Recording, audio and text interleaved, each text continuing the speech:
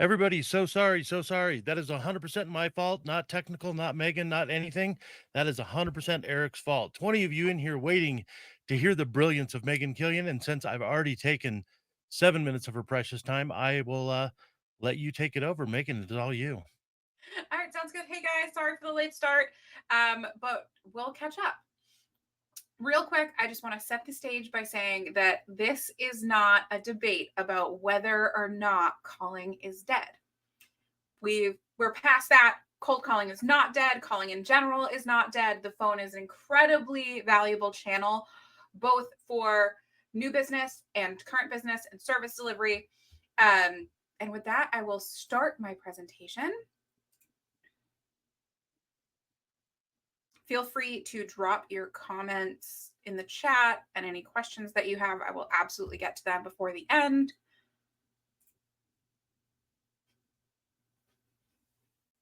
All right, so let me first answer the question that I'm sure all of you have, which is why the fuck should you listen to me?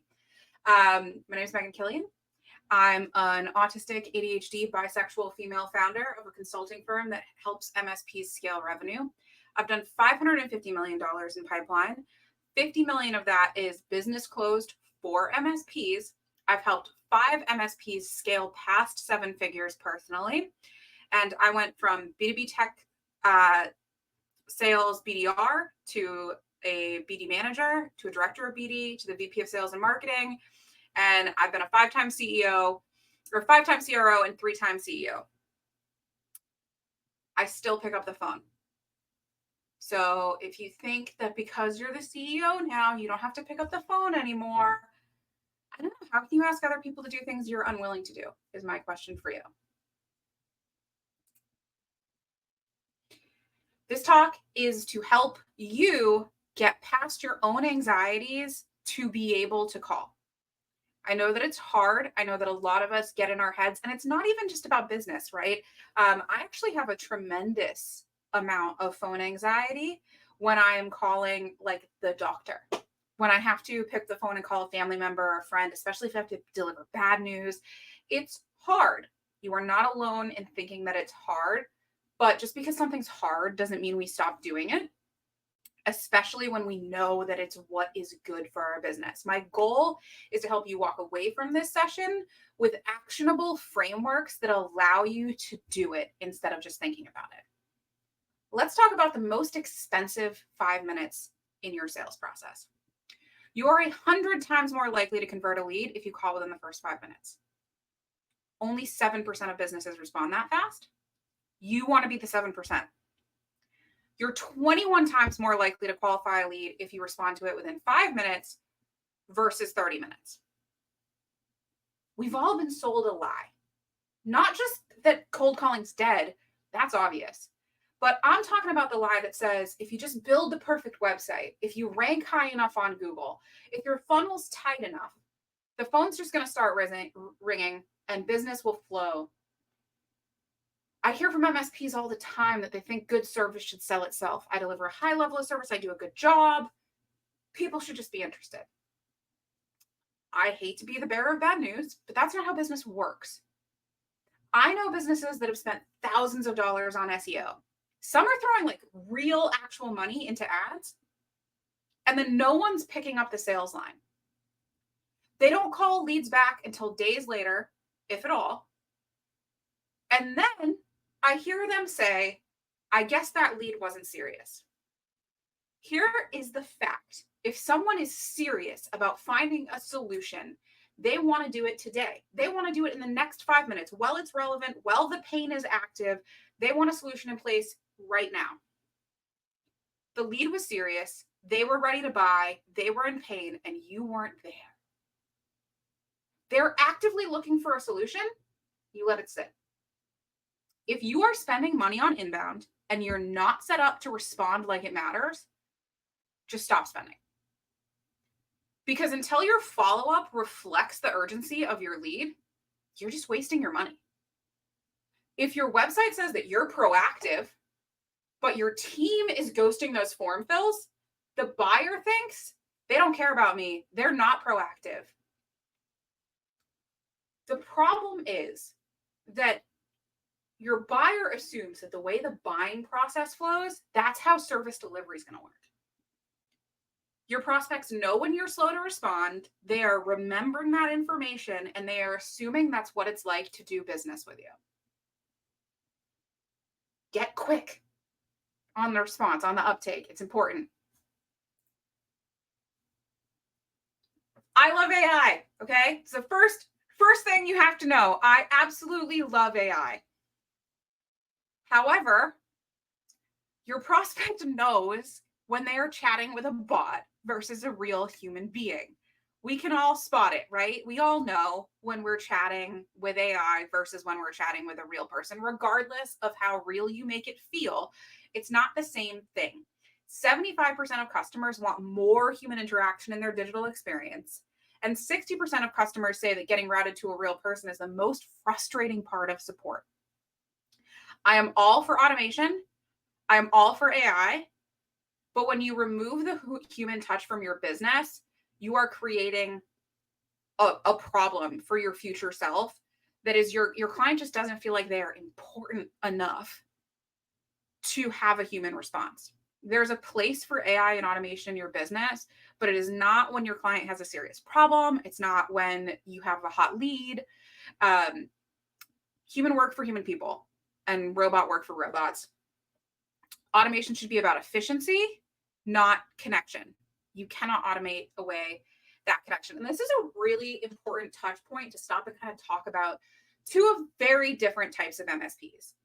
I talk to dozens of MSPs every week. And what I have heard is there's really this kind of like differential fork in the road that is happening. And what that is the traditional managed service provider versus MSP 3.0. The traditional managed service provider, it's all help desk. You're primarily selling to boomer businesses, older business owners. They probably still have quite a lot of paper in their business. They might be a little bit technophobic. The reason they need you is because they suck at technology. They want you to talk to them. They want to see a person in their office. They want to shake hands. They want to talk on the phone. They do not want to log into a portal and they do not want to self-service. That's why you exist as a business. Your business was built on the premise that somebody can't figure out technology in their business and they need hand-holding to get through it. If they knew how to do it themselves, they wouldn't be with you. If that's the type of business that you are, embrace it. Lean in. Be that person. Pick up the phone, talk to your clients, go after the people that you know are most likely to buy from you. The second type, that MSP 3.0, typically selling to younger buyers. They might be Gen Z, millennial. They typically want a more self-service process. They're just looking for transparency, quickness. They want fast response times, but they don't care if a robot does it. They probably don't even want you to call them. They're like, can you just send me an email when the ticket is closed out? Thanks. It's important to understand the difference between your buyers when you are thinking about how you're going to approach the phone and where it belongs in your business. We already talked about this a little bit, but the speed to human is speed to revenue. You're not losing your inbound leads just to price. You are losing them to silence. Someone picks up the phone, they call your business, your service line is staffed 24/7, right? Somebody answers that phone. That's probably right in like your SOW, your SLAs, how fast the phone is going to be answered. But when your sales line rings, who answers that? Who owns that? Who has the accountability inside of your organization to own this process? It's important that we don't confuse low volume with low urgency. Usually when I come in and I talk to MSPs, they tell me, I get like one actual lead every month to 3 months, right? It's a trickle. There's not much going on.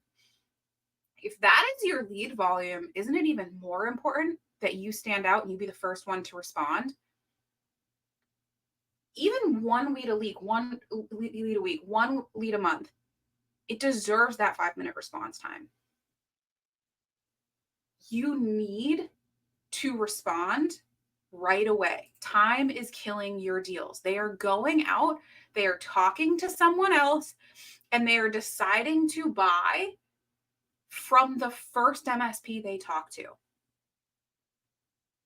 If nobody's watching out for these leads to come in, if it goes to a shared inbox, and then by the time someone gets around to calling back, it's cold, and then you tell yourself, oh, they weren't that serious, they weren't really in pain, you're lying to yourself. That lead is a gift. You need to treat it like one. It has to be priority one for someone inside your organization. If you're really, really small as the owner, you may have to still own this. If you have a larger organization, then sales should own it, or marketing or account management, but someone inside your org needs to be accountable, and you need to staff it just like you staff help desk. You would probably be incredibly embarrassed if your help desk line just rang and rang and rang and rang, and no one answered it, and it got sent to voicemail, and that voicemail got checked once a week, right? That would be absolutely horrific for you as an MSP.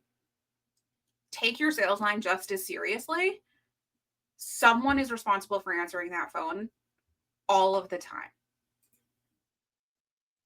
And if you can't answer the questions of, who is responsible for answering this?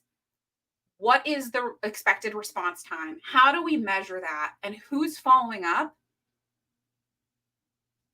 It's not a marketing problem. It's not a lack of inbound flow. Even one lead every 3 months could be turning into a new deal if you were giving it the attention that it deserves. The clock starts ticking, right? Here is a graph of where the interest loss starts, right? After 5 minutes, you're starting to lose your ability to close this deal. You're 21 times. Isn't that a huge number, right? If we take a 5 and we times it by 20, it's 100. You are massively shooting yourself in the foot with this one if you're not responding right away. If they come in at 9:17 and you call them at 11:42, they've already moved on. They Googled someone else. They clicked a competitor's ad. They already booked another meeting. It's not that the lead wasn't real. It's that their memory is short and your window is shorter. And I know. A lot of you are thinking, I'm slammed. I'm the owner. I have to close deals. My quota is tied to how much new revenue I close. I can't be responding like that. I'm an engineer. I hear you. But if that is true, why did you spend $15,000 on your website? Why are you spending $1,000 a month on SEO? Why are you putting money into paid ads? If you cannot treat your leads like they are real and they need a quick response time, it very much isn't either or. Either you're taking it serious or you're not.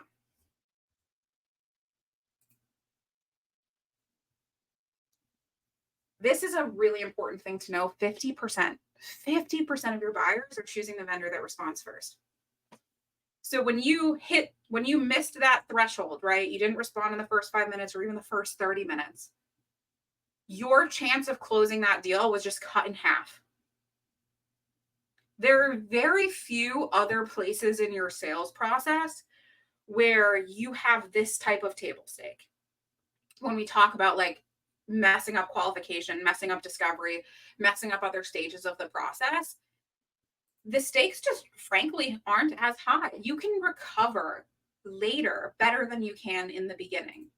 And part of that is just psychology, right? Your buyer is assuming that the service they are getting through the buying process is the service they are going to get after the sale. So if you really pride yourself on being a high level of touch company, of being fast, being responsive, being proactive, you need to show that during your sales process as well.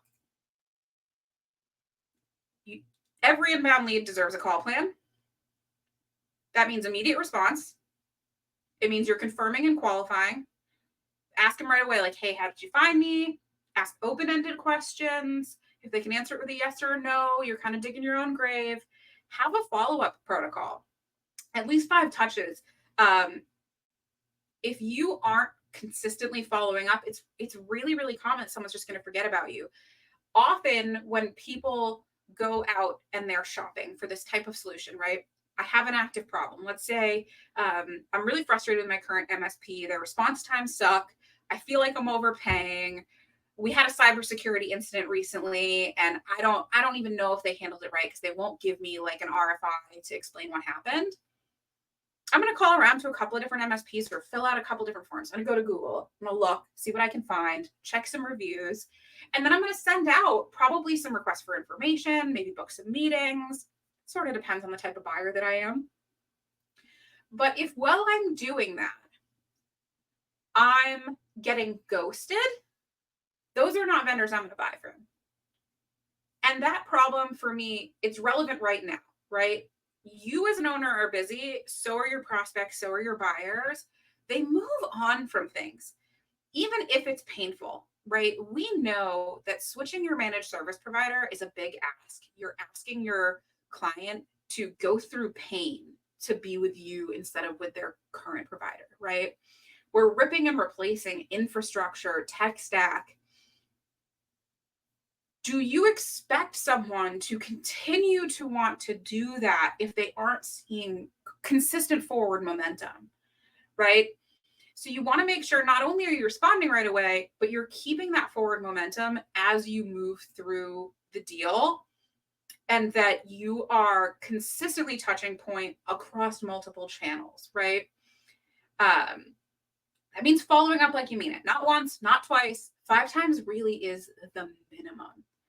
And if I can give you just like one tip on how you handle these things once you are on the phone, is just to lead with curiosity, dig in, ask questions, be consultative. Someone who's coming inbound to you, they just want their questions answered. They're not ready to be sold to yet.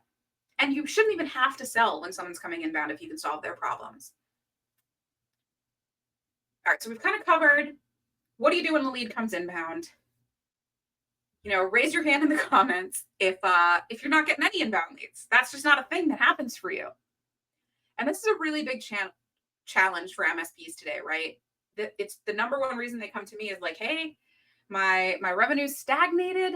I'm fighting back against a little bit of churn, just natural attrition, and I have nothing new in the pipeline. Well, the search volume for managed services with high intent has gone down substantially. So that means that less people are out shopping to go inbound. What do you do when no one's coming inbound to you? You got to outbound.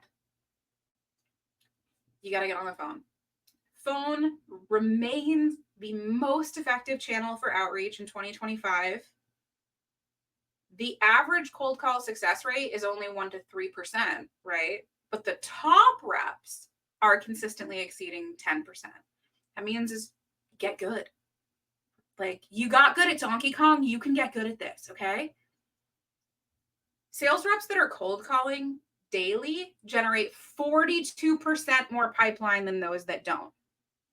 This does not say you have to cold call 8 hours a day. It means picking up the phone at all on a daily basis will give you 42% more pipeline. And 71% of buyers say that they want to hear from sellers early in the buying process. They want you to call them before they call you. At the end of the day, this type of outbound will not work for every MSP. I'm going to be transparent with you. There's a lot that goes on in your local market that will impact this. The type of buyer persona that you are selling to, the overall culture of your market,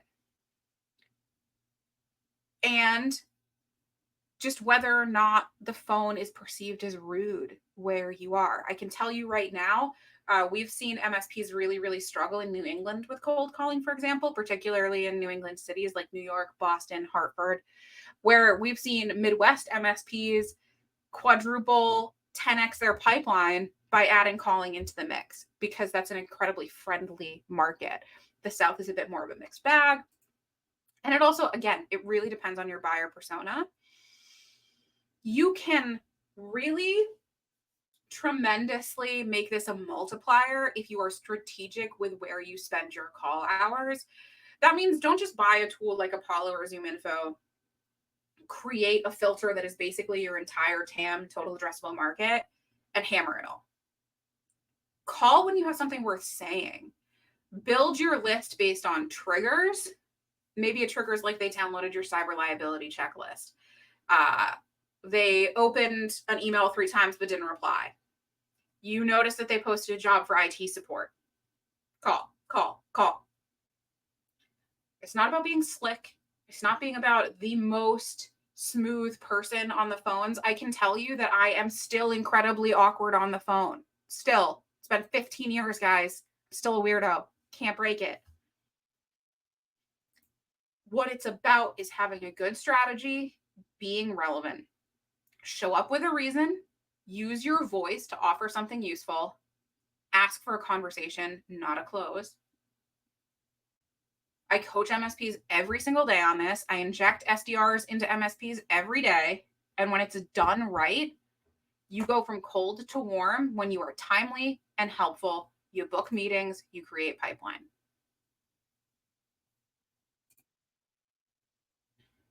The structure and your intention is going to impact your win rate. How have you been is the most effective opener out there. Stating your reason early will get you further. So, hey, how have you been? This is Megan from Pisces. I'm calling because I saw that you were listing a sales role for your MSP, but it doesn't look like you've ever had a salesperson before. Are you prepared to onboard them and support them?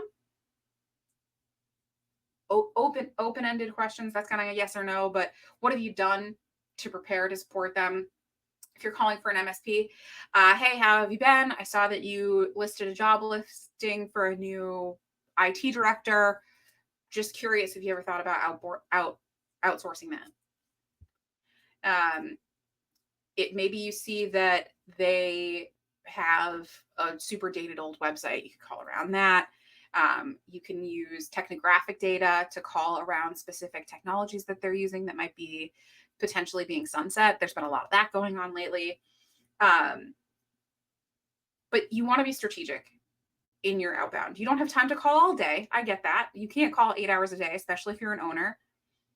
So what's the kind of like framework we use? An opener, a reason for the call, and an ask. It's more complicated than that, but I did not want to spend this entire session talking about cold calling. If you want to see my frameworks and talk tracks, just let us know in the comments. One of my people will grab it and send it over to you. There's also going to be a QR code at the end asking you for feedback on this session. And if you scan that, you can also request any of our services and talk tracks from there. Here's the biggest thing that I see really just kicking the ass of owners, of reps, of everyone. It's not that you don't want to cold call. Fundamentally, you all probably believe me. You all probably believe that, picking up the phone and making some calls a day could change your business, but you're anxious about it. Again, I have been cold calling for 15 years. My SDR manager is in the chat, Josh. He's been cold calling for 6 years, I think. I still get anxious. I still experience that stomach drop every single time. When I book a cold calling session on my calendar and I tell all my SDRs, hey, you can come in, we're going to live cold call together. I'm going to do it live in front of you. I feel like I'm going to throw up because it's a lot. It's a big ask. It's a stranger. Man, I can't even go to the grocery store, and here I am cold calling strangers all day. 48% of professional salespeople are afraid of making cold calls, meaning that's their whole job and they're still sitting there shaking about it. So what do we do about it? This is the CBT triangle. Some of you may have been familiar with it if you've ever been through therapy. And the idea is your thoughts, emotions, and behaviors they all relate to one another. Your thoughts are getting in the way of you actually doing the thing, right? Your thought might be, I'm bothering them. This is an interruption. They're going to yell at me. Then your emotion is tied to that, right? Like, I feel anxious. I feel scared. And then behaviorally, you're going to avoid the dial. You're going to procrastinate. You will find something else to do in your business. How can you break through that? You can do 5x5 breathing. You can go splash your face with cold water. And I'm going to be honest with you. I have spent 15 years selling in B2B tech. I've always been in B2B tech. And I have called for SaaS, for CDN, for cybersecurity, for telco, for streaming media. Managed services phone calls are the hardest to make. It is the hardest cold call I've ever had to do in my whole career. It's the hardest thing I've ever had to sell. That's why I stayed in it, because I like being challenged, and I know that y'all need help, truly. Why is it so hard? Most prospects aren't aware that they're in pain. They've got someone already. They think break fix is fine. They think their current MSP is fine. You know, their uncle's brother's cousin's nephew is doing it. Or they think that you're just like everybody else, right? You're just another IT guy who's going to pitch them backups and monitoring. You're going to spend a whole bunch of their money, but they're not actually going to feel it in their business. And that means that if you don't come in precise AF with targeting, messaging, timing, you're toast. You're going to get your ass handed to you. And that's not just your anxiety speaking. Like, that's real. That's a real thing. You're going to get told to fuck off. So you have to nail it. The MSPs that are winning with outbound, they've dialed in 3 major things. They know their buyer, not just the company, the role. How does IT impact this person? What are the threats to them? What are the things that make them anxious? What do they want? What would magical fairy tale land look like for them? What are their objectives on a day-to-day? What is the threat to their job if they make a bad decision here? How could a good decision be transformative for them? How does their personal life relate to the problem, right? Are they missing their kids' baseball games? Are they stressing out and having to work more hours than they should have to? They also lead with a hook.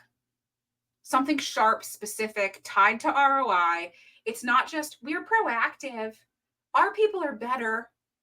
It is hyper specific. It is tied to the objective of the buyer. And they nail it every time with a hook to get someone listening. Then third, they're going to offer something real, a gap analysis, a risk scorecard, a 15-minute automation audit, something that feels valuable before you're asking anything from your buyer. One of the biggest challenges with sales is that we start pitching before we earn the right. It's one of my favorite sayings in sales: earn the right to pitch. You do not deserve to sell to me when we have no relationship and you haven't provided any value to me. Give away something of value first, a checklist, an audit, something that they truly can take action on to. None of this bait and switch. I'm offering you an audit, but this is actually a qualification call garbage. Give it away. Expect nothing in return. And then transition, right? You provide the value. You say, hey, here's a 15-step checklist for what you can do to check and see if your current MSP has you covered. Let them go do it, and then follow up and be like, hey, how did the checklist go? Do you feel safe? Do you want me to take a look at anything? And then stay on it. Stay relevant. You are not going to, in cold outbound, you are probably not going to come across a ton of people who are like, yes, today, how did you know? Today I want to change my MSP. It's not a decision that's made in a day. This is a difficult choice for people to make. So when you're doing that outbound, you want to provide value that's going to keep you top of mind when someone is ready to buy, and you want to follow up so you stay relevant. When you nail all 3 of these things, you know your buyer, you lead with a hook, you offer something real. Yes, you will get meetings, even in this economy, even with risk-averse buyers. It's not just theory. That's what I'm actually seeing with clients who are running 10, 12, sometimes 15 meetings per month with outbound consistently. It's not just smiling and dialing. It's calling with a purpose. You can't just think your way out of call reluctance. And it's not because your team is lazy. So if you have sellers on your team and you think they're not hitting 100 dials a day, they're lazy, I don't think anything could be less true.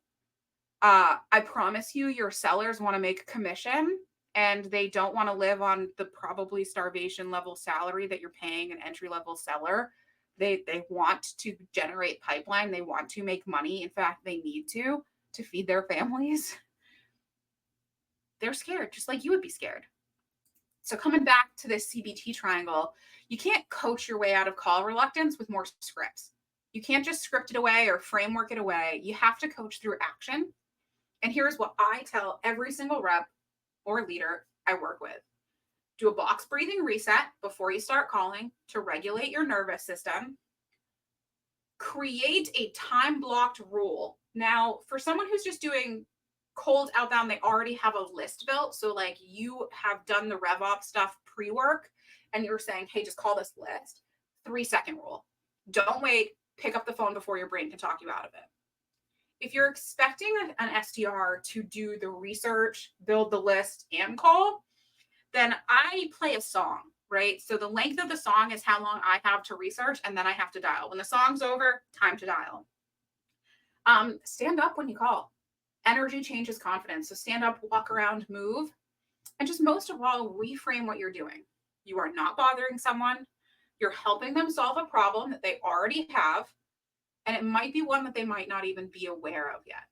You are calling with value. You are calling with solutions. You are not here to interrupt their day.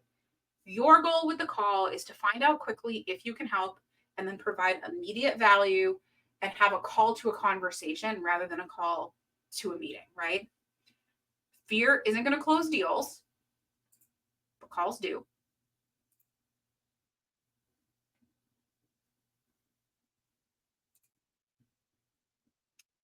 I know that it's scary to look at a 1% to 3% success rate.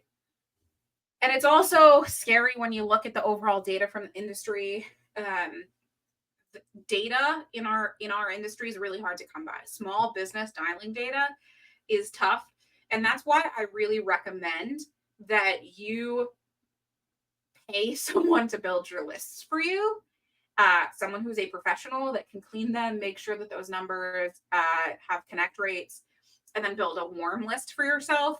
Especially if you're the owner, you shouldn't be cold calling out of Apollo with no data. You should have a trigger-based, intent-based list that has already had somebody call to warm it to make sure that those numbers get answered by someone relevant. That's going to improve your success rate substantially. And if you've paid much attention over the last couple of years, it's less likely that someone's leaving their MSP because they dropped the ball, and it's at least dropped the ball from like a technical perspective. It's highly likely that they leave their MSP because they just don't feel important. I listen to hundreds of qualifying and discovery calls every single month from MSPs. And one of the most common things I hear is just like, they never called us back. We had to wait forever for a resolution. And it's not a matter of like, we got hacked or we experienced downtime. It's really about how you're making those buyers, those clients feel about you. A ticket gets closed. Then what happens? Is there a call? Is there a check-in? Do you say like, hey, making sure this is resolved on your end. We closed it out. Want to make sure that you're happy. And I get it. The ticket's marked complete. Everyone's slammed. But for your client, that was the deciding factor. It was an important moment in time. And if no one shows up to close the loop, the moment becomes a mark against you. You don't need to call about every little thing. But when a client logs an issue, especially where it's pervasive, and then you resolve it, that's actually a really great time to reinforce trust. Just a 30-second follow-up call can do more for retention than any CSAT survey is ever going to. Do not wait for your clients to tell you that they are unhappy. Call them and find out if they're happy. I think we have this like disposition to think that if someone's mad at us, they're going to tell us. They might not. They might just silently go out and look for another MSP. They don't owe you letting you know that they're mad, actually. They're the one paying for a service. So they might just go out and find somebody else. And that's when you get blindsided and surprised. Oh no, what's happening? Why am I experiencing churn? If you want to retain more of your clients, call. And Well, yes, there are specific triggers that you should call around. Like a cadence, maybe it's quarterly, maybe it's annually or whatever. And if they did experience an issue, if you get a negative CSAT back, but also you can just call them to say, "Hey, how are you? I appreciate you. What's going on?" It's also a great way to get referrals is by actually talking to your clients. Particularly when you do it with no agenda, no upsell, just hey, how's everything going with the team? Anything we could do better? That is what high touch actually looks like. It's not sending a dashboard once a month. It's not blasting NPS emails that no one reads. Call after onboarding, call after escalation, call before renewals, call after the QBRs. And no, you don't need to do it for every single client. I have clients that I don't care if they cancel. Shh, don't tell them. Right? We all do. We have those clients that were like, doesn't really matter. Wouldn't impact my bottom line one way or another. I don't see them as a growth opportunity. They're not big social proof. Like, we're never going to do a testimonial or case study, whatever. Don't call those ones. That's fine. Maybe start with your top 10 or your riskiest 5, your longest term clients. 86% of buyers will pay for a better experience. Everyone in the MSP space is talking about how can we charge more? How can we avoid being a commodity? Make them feel good about what you deliver. Make it a positive experience. And caveat, back to what I said at the beginning, this depends on the buyer persona that you are dealing with.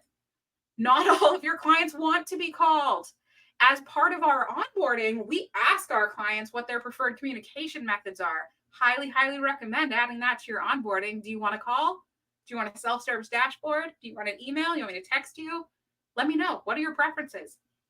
What matters with clients is that you meet their expectations, not that they follow your process. Your process should be built to meet the client expectation, not the other way around. You can't tell me that you want more clients, you want to retain more of your clients, and then turn around and be like, but only if they do everything exactly the way that we want them to do it. You're kind of a controlling boyfriend, honestly. Like, get past it. It's real hard to build social proof if you aren't willing to have human conversations. It's one of the first things that we talk about, because in our process, before you can have an SDR on the phone for you, you have to have social proof. And when I talk to MSPs, like, oh, we have hundreds of happy clients. Yeah, show me the receipts. How do you know that they're happy? And like maybe 5% of the MSPs I'm working with have like a good CSAT system, and they're pulling from that. They're not having the deeper conversations. Picking up the phone, calling your client, and getting that social proof, recording it, delivering it in multiple types of content. If your clients are happy, they probably are willing to refer you. 83% of satisfied customers are willing to refer, but only 29% actually are. That's a pretty big gap. Where's that gap coming from? Oh, they're not being contacted. They're not being asked. There are 2 ways to run referrals really, really well. One is a great automated system that does it fast and easy with no friction, where like your system emails them, they click a link, they give you a name and a phone number and an email address, and then you take it from there. That can work. It can. But it's got to be super, super easy. Like, it takes me 3 seconds.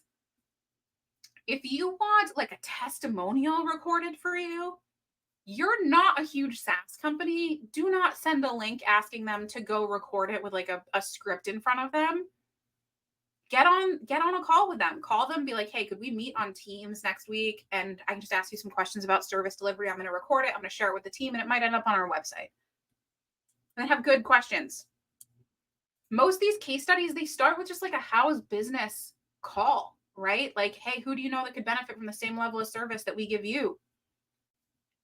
And would you be willing to say that on record? Could I put that quote on my website? Could we do a formal case study? In order to get the yes, you have to make the ask. Here's a super easy like framework. Feel free to screenshot this, or I'll drop my deck for you guys. If it's inbound, you need to respond within 5 minutes, route it to a real person, confirm and qualify immediately, and follow up at least 5 times if there's no answer. You're going to follow a three-part structure: opener, reason, ask, personalize based on industry and role, and call consistently. It's not just when you have time. You will have time for the things that you make time for. We work in these things called GSD, get shit done sessions. I have a whole template on that I can share with you guys on how to like block time on your calendar for these things and make the most out of the time that you have. But you could tell me I only have 30 minutes a week for this, and we can make that impactful. And then in service, you want to make post ticket calls for key accounts, strategic check ins quarterly, and ask for social proof. It's not about making more calls, it's about making the right ones at the right moments. So, who should be calling? Well, if you're really small, probably you. Unfortunately, when you don't have employees, you got to do it yourself, man. I'm sorry. It's not my fault. I didn't build your business for you. You're the only guy. You got to do everything. You got to juggle all the hats. If you're mid sized, it might be like your AMs. You might not have dedicated sales yet. But if you're over 30 people in your MSP and you don't have someone dedicated to sales, why? Do you not want to grow? I want you to grow. I think we should all grow together. If the only time you ever call over money is over money, don't be surprised when they start dodging you. Like if you only call your clients when they haven't paid their invoice, obviously they're not going to answer your calls. They're going to be like, that's just my MSP. My pay must have bounced. I'm not answering that. You also want to make sure that you're tailoring your call to the preference. We talked about asking this question in onboarding. If you don't want to do that, you don't have time to do that. There's a whole bunch of generational data you can call upon and roles. So if you've got, millennials, they don't like the phone very much. They prefer a scheduled call. If you've got older buyers, they probably do prefer calls. Or actually, what they'd really love is if you just drop by, which is crazy to me. Do not drop by my office. I have a panic attack. But your boomer clients want you to drop by. Megan, we are unfortunately out of time. We are butting up against the next conversation. I know you have a slide you want to share that has a QR code. Is that right? Let's get to the last one. Here we go. I'll drop the deck too so you guys can see it.